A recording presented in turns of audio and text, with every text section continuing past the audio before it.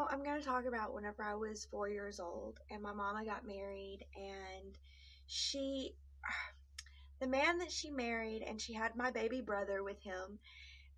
He built a house for us and on my grandfather's land, and they built a house, and I remember the house being built, and I remember his friends. They had a bunch of daughters that were teenagers, and they babysat me all the time. And I remember I loved these girls so much. And I do remember one time my mom and my new stepdad went on a date, and these girls babysat me, and we watched Freddy Krueger. And they were trying their hardest to scare me. They were doing everything that they could to scare me. And then finally I was just like, okay, I'm scared. And whenever I said, I wasn't scared until then, but whenever I said that, the fear actually did come over me, and I did get scared, and they were like going to put me to bed, and I was scared, and it was just a crazy experience. And I saw how my mind could use my imagination in the darkness, and I could conjure up monsters. I was like conjuring up monsters and making them go poof with my mind and my imagination. To me, it was a really cool experience, but my mom freaked out. She came home and was so upset. These teenagers, they had slit things in the couch and stuff to show me, look, Freddy Krueger was here, like we watched Freddy Krueger. It wasn't that scary to me. And then I don't remember what all they did. I just remember them trying to get me scared, and me thinking, oh, they want me to be scared, so I'll be scared. And then I got scared, and they did give me a lot of love and attention, so that was kind of cool, I guess. I don't know. I know it's kind of crazy. But after that, I remember I would have a lot of nightmares and scream for my mom, and sometimes I would go, her bedroom was upstairs, and mine was downstairs. And so sometimes I'd go upstairs, and I would end up having to sleep with them because, it was so scary. It got scary for me. And that was a weird experience. I don't know if it was so traumatic, but I do remember that happening. And I do remember my stepdad. I loved my stepdad. He was pretty awesome. I remember I would always jump up in his lap, and he would always be smoking a joint, and I loved the smell of it, and I would just be smelling it. And I remember there were times he would let me hit it even, and my mom ended up getting mad at him, and she was like, don't let her do that. She'll like tell her grandparents, and we'll get in all kinds of trouble. And that made me angry, so I did tell my grandparents, and it was kind of strange because whenever I told my grandparents, they didn't really care. They were just like, we know, like, that's how it is. And so I remember I was just, okay. I don't know. It was just, I was like, oh, so it's normal. And they just don't want me doing it because I'm a kid, kind of thing. That's how I felt. And I remember at that house, one time, I think it was winter time, my stepdad had a big family, and they were like, we were camping outside of the house. There was like a little fire going on, campfire, and my cousins were there and everything, and my stepdad started telling scary stories, and it really wasn't nothing new for me. I was used to him telling stories, He told stories differently than how my aunt did. My aunt would read me this storybook, It was always a story out of the book, usually. But with him, it was just like these great imaginative stories. I would always jump in his lap, and he would tell me stories. Sometimes they were kind of scary, and sometimes they weren't. And he was telling these scary stories, and they were all scared that I would get scared. And so my cousins took me into the house, and we ended up playing board games and stuff, which was a lot of fun. My mom had joined the Air Force, and she went to basic training. And my stepdad was watching us, and he did not clean the house at all. And then one day he just got up to clean the house and everything, and he loaded up all the dishes into the back of the truck. And we went to the car wash, and he washed the dishes in the car wash.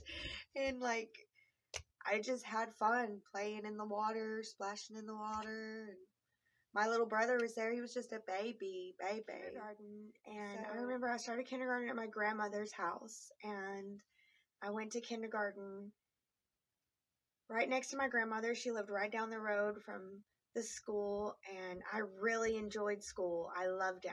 There wasn't an aspect that I didn't really love about it, except for at the time I did not love nap time. I loved recess. I loved my friends and seeing all my friends, and I loved, seeing all the people and getting to know people. I've always loved getting to know people, and I loved the work. And I guess in kindergarten, my grandma saved a lot of the stuff that I did in kindergarten, and I guess that was the time that I wrote about that incident whenever I was 2 years old, about that lady that had put the pillow over my face. And that's why, because growing up, I remember that story, but I always feel like it's fake, like it was a dream. The further away I get from it, the more not real that seemed. But then the fact that I wrote it down in my kindergarten, like that was one of my kindergarten essays, was to write about that experience. So that's crazy. And my grandma, she babysat kids. So one of the girls that she babysat was like one of my good friends, and she was not in my kindergarten class, but I got to see her at recess. And we were like, "You've got to come over and stay the night with me." And she's just like, "Yes." And then she didn't even ask her grandma. She lived with her grandma too, and she just got off the bus with me. And then we got in trouble for that. They were like, "Y'all can't do that." It's like, oops. I don't think I really remember the summer of my kindergarten year. I guess I would have went to my dad's with my stepmom and my sister. I guess it just got normal for me to go over there. I remember that whenever I would come back from my dad's, my grandma would always like strip me down, because I would always have like bug bites all over me, because my dad lived out in the woods, and we would play out in the woods and have a great time. It was always enjoyable. And I would get cuts and scrapes all over me and bug bites and everything, just because I'm playing hard, as a kid, playing hard and having fun. And my grandma would always like freak out about that stuff. I don't know why. But she would like inspect my body all over. My grandma, my aunt, and my great grandma, three of them. They'd always give me baths, but they always made me feel so beautiful. And I loved that. I still love feeling beautiful. And I don't know, I had such wildly divergent experiences, like at my mom's house, it's like this serious but cool, calm atmosphere.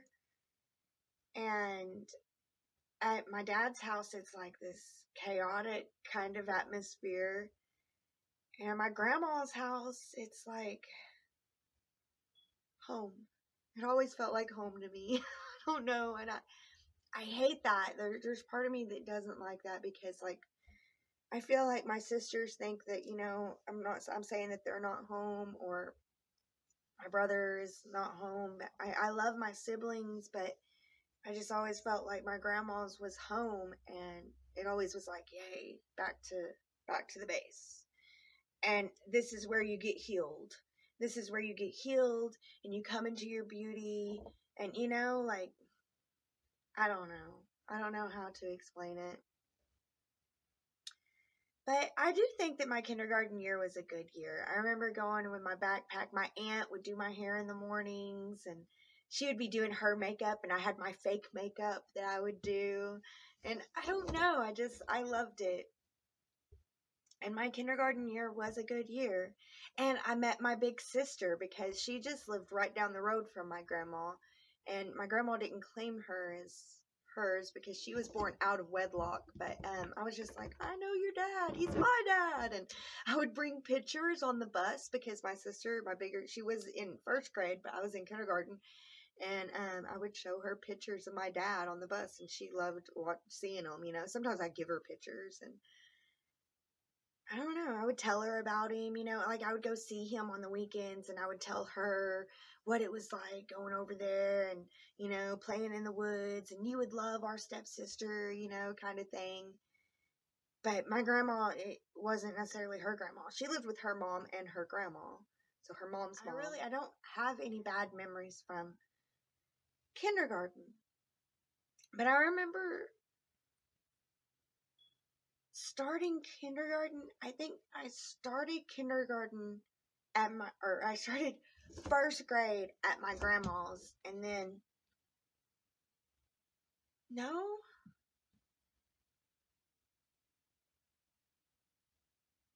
or yeah, I do think so. I started first grade at my grandma's. Sorry about that, but I started first grade at my grandma's, and then my mom, she was in the Air Force, and she got moved to New Mexico, Clovis, New Mexico, and so she wanted me to go with their family, and now my grandma's like, well, she's older, I'll let her go, I guess. But I don't know if my grandma was just like, we can't try to keep her or whatever. I don't know if she only had temporary custody. I don't know. All I know is I had to go. I had to go to New Mexico. I felt like I didn't have a choice, and I had to go to New Mexico. And in New Mexico, it was interesting. We lived right down the road from the school, so I would like walk to school every day. And I met a friend, and she was very interesting.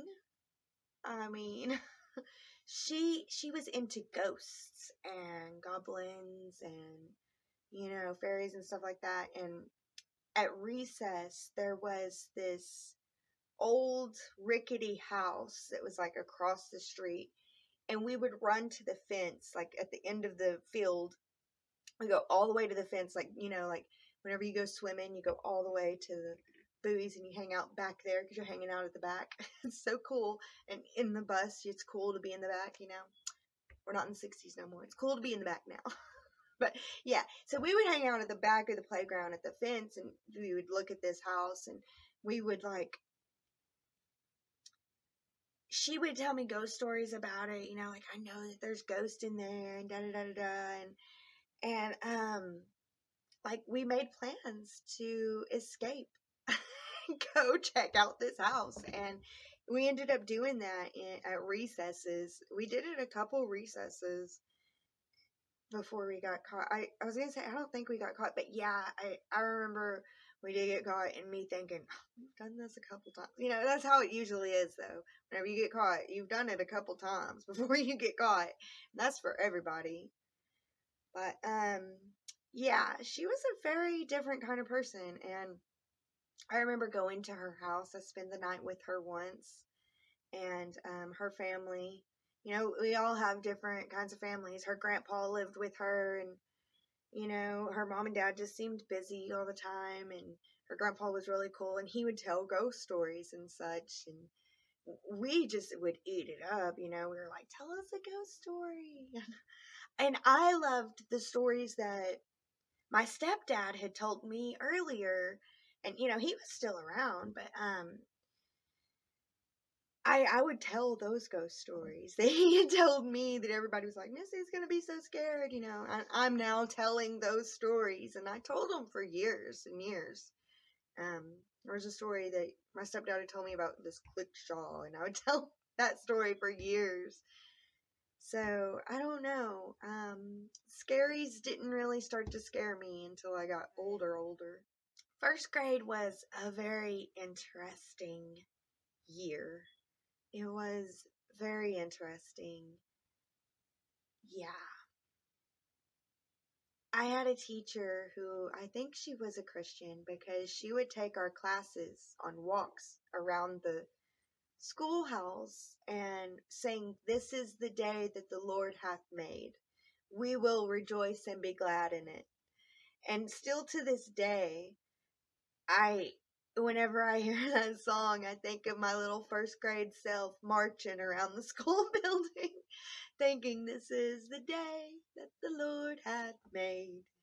We will rejoice and be glad in it."